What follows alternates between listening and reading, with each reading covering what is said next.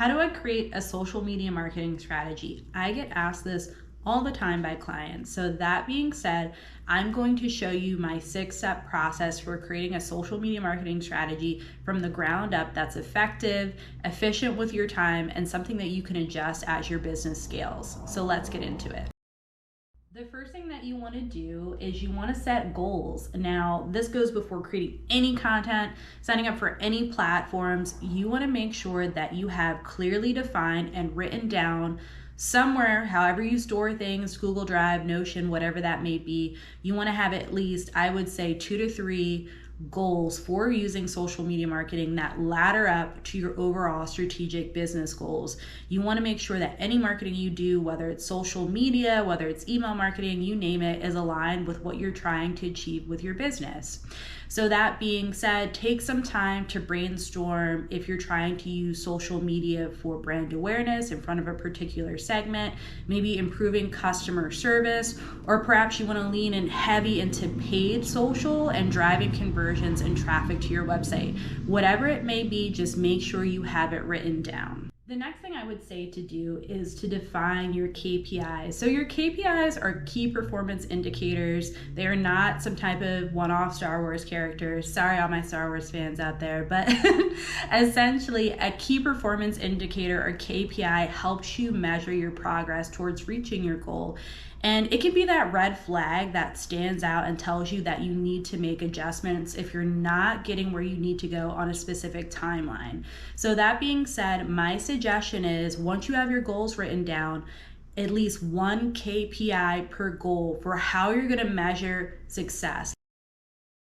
You want to make sure that you are creating a community. Some of the best brands do this so well because they have a well-defined audience. And yes, you might serve more than one segment of person, that's totally fine. But in the beginning, when you are first starting out, even if you can't answer every question about where they live, what they look like, what's their income bracket, what are some of their interests, how do they consume media, what are the problems and aspirations that they have that my product or service solve, there's still questions that are viable that you need to be able to ask. And at one point, hopefully, you'll have an answer for all. That being said, once you have at least a high-level overview of who you're trying to serve, once you've gathered some of this information, put it all together in a user persona. A user persona is a semi-fictional representation of your ideal audience that helps you when you're creating any type of social media marketing content to make sure you're speaking directly to that person. Do you remember all that amazing research that we did on our audience in the previous step? This is where it particularly comes in handy because if we're trying to reach baby boomers, we probably want to sign up for a Facebook business page and start marketing through there. Or if we're trying to get more B2B businesses, we probably want to consider LinkedIn. You don't want to spend time signing up for TikTok or Instagram or Snapchat if they're not really relevant to your audience. So think of the information that you gathered about your audience, where they like to hang out online, and then correlate that to the social media platforms that you pick. To start off, I would say just focus on one for about 3 months, then add a second and a third in 3-month increments.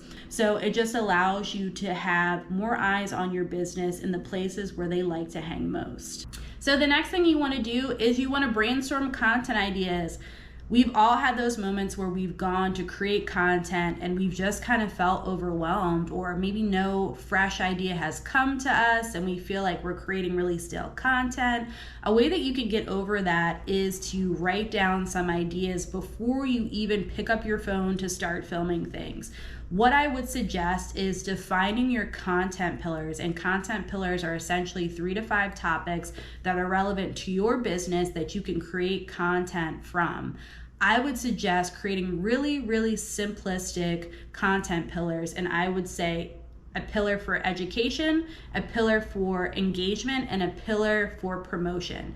So underneath each pillar, brainstorm anywhere between 5 to 10 different ideas that fall within that content pillar. And the final thing thing that I want to suggest is to pick a publishing frequency, because these algorithms love consistency. So that being said, make sure whether it's 1 time a week or it's 5 times a week, you have that written down so you can stick to it and know that these are set dates that I am going to publish content. And now, because there's so many different native features within the apps themselves that allow you to schedule out content, you don't have to miss a day, or you can invest in a social media marketing scheduler.